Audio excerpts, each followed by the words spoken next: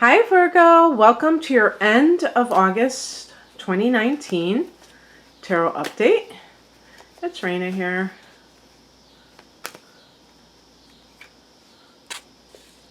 So during this period of time, we're going to have a new moon at the end of the month in your sign. So happy birthday.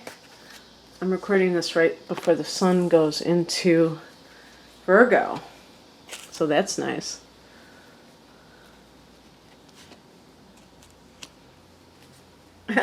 Speaking of the sun, there it is. Whoa, you got some nice cards. A lot of fire energy. Actually, the Knight of Wands is supposed to be connected to Sagittarius. I always think of Aries. So at the heart of the matter, we have the Knight of Wands. This is a card of if this is resembling your energy, where you are kind of like devil may care. You're very uncharacteristically adventurous and kind of like willing to do, take risks that normally you wouldn't, perhaps feeling a sense of freedom. And regardless of if this is you or somebody else, if this is focused on somebody else, this could be someone who's not really interested in commitment.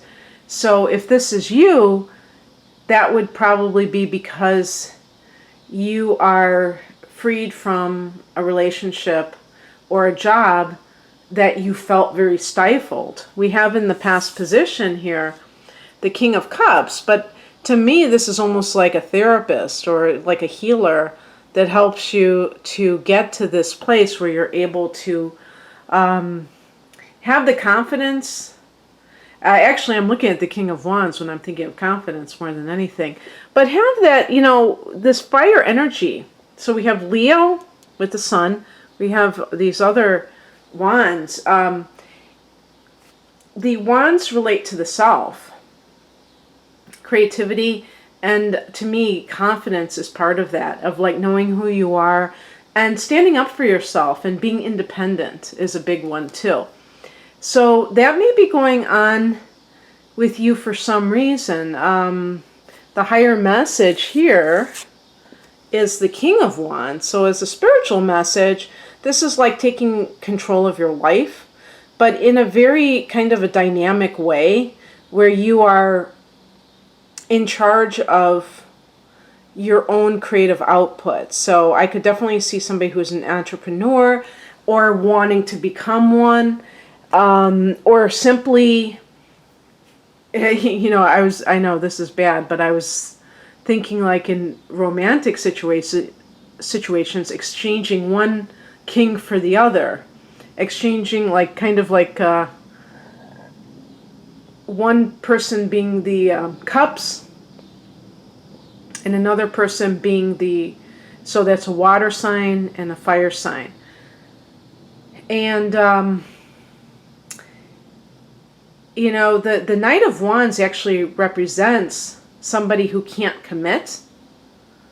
So it might be that if this is another person, that it's more of a fling. If you're with somebody and it's really exciting, it may not be something that will last forever, but that's okay because it's part of a process, especially if you have come off of a long-term relationship that ended and now you feel like this, I don't know, transition that you're going through.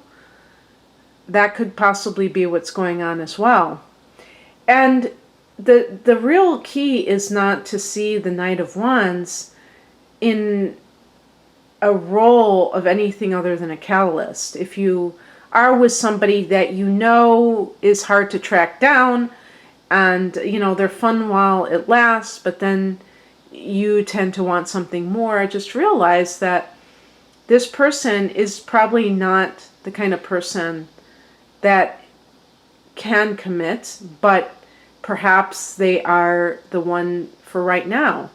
There may be a reason. If the King of Cups is something to do with you like kind of going through therapy or some kind of yeah, some kind of counseling, or if it could even be like with a minister or a priest. It doesn't have to be with a therapist per se.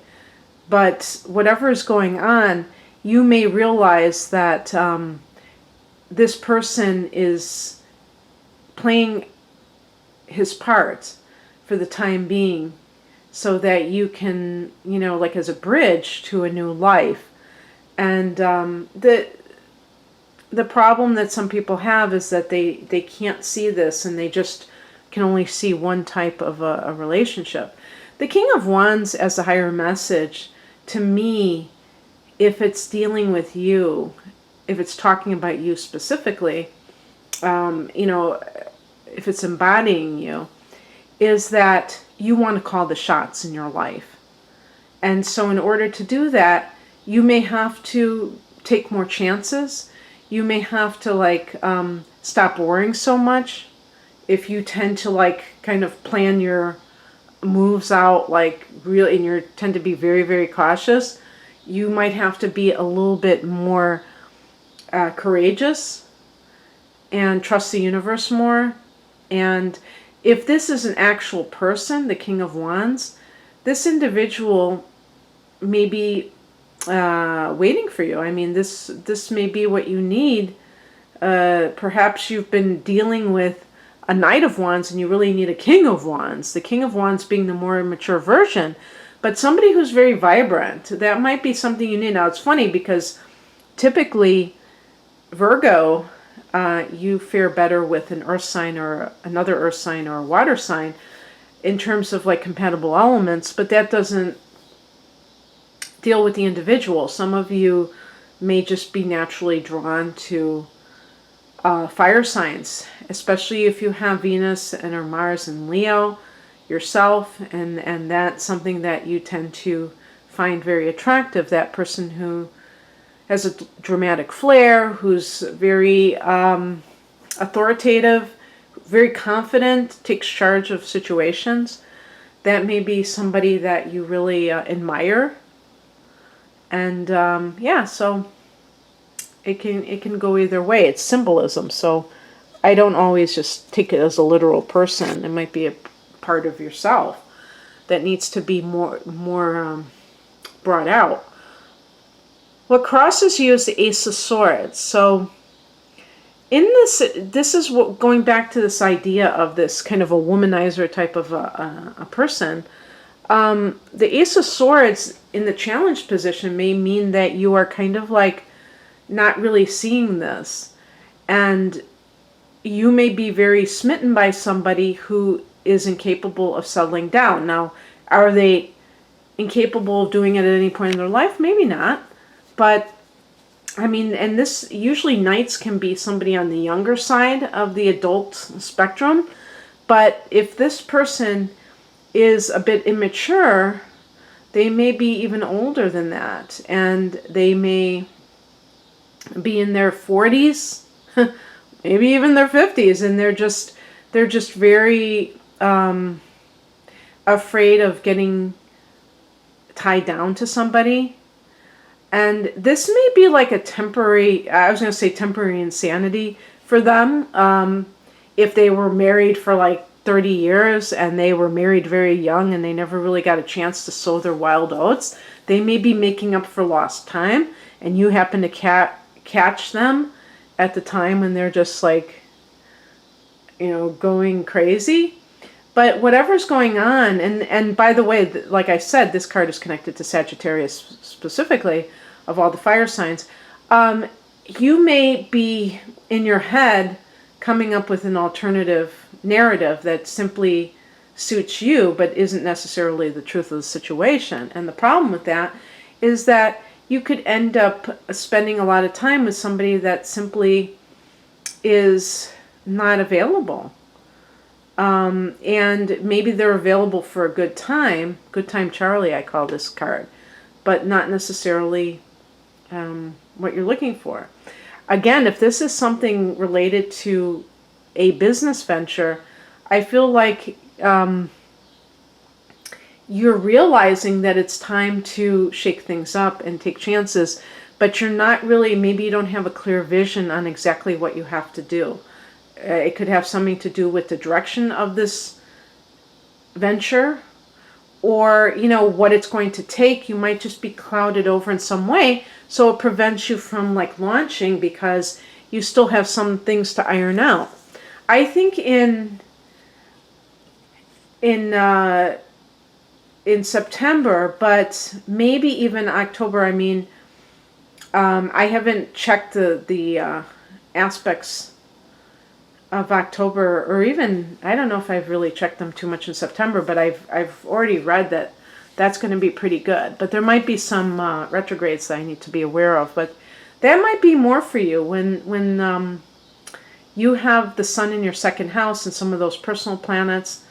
That might be better for earning money. What's coming in is the Sun card. Boy, the best of the best.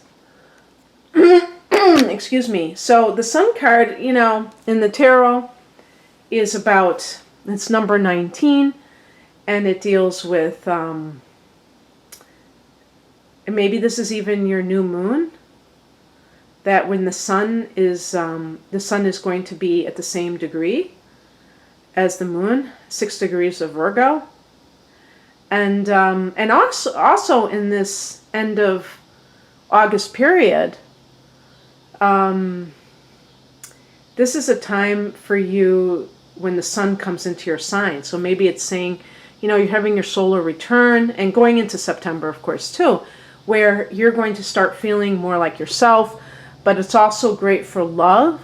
It's great for healing, prosperity, success, all the good stuff. And it's connected to Leo. So for what that's worth, if there's a Leo person in your life. And the outcome is the 4 of Wands, which is a marriage card. This is domestic, but it's also very fiery, which means that there's like, I was looking for the people, but it's not, it's on the Rider-Waite deck when they're kind of dancing. You probably know what I'm talking about, because it's trying to show joy in a domestic setting. It can be a new home. If, let me see. So, well, yeah, I mean, Jupiter is direct in your 4th house of home and family. So, especially, I think even more so in September going into October, when Jupiter gains more strength, and then it comes out of its shadow, and I think it's October. That might be more of a time when you are experiencing some of these blessings that are connected to real estate or home matters in general. But the Sun card is some sort of success. And so whether this is for, a personal endeavor that you're engaged in, or in love matters, hey, it's all good, right? So I love this. Because when you get a bunch of the fire energy, that kind of indicates that your emotions are at a higher level, that you're feeling like happy, that you're feeling inspired and motivated too. That's another one. So anyway, Virgo, I hope that you enjoyed this. Happy birthday once again for those of you born at the end of August. If you'd like a personal reading, the link to my website is below. Take care. Bye.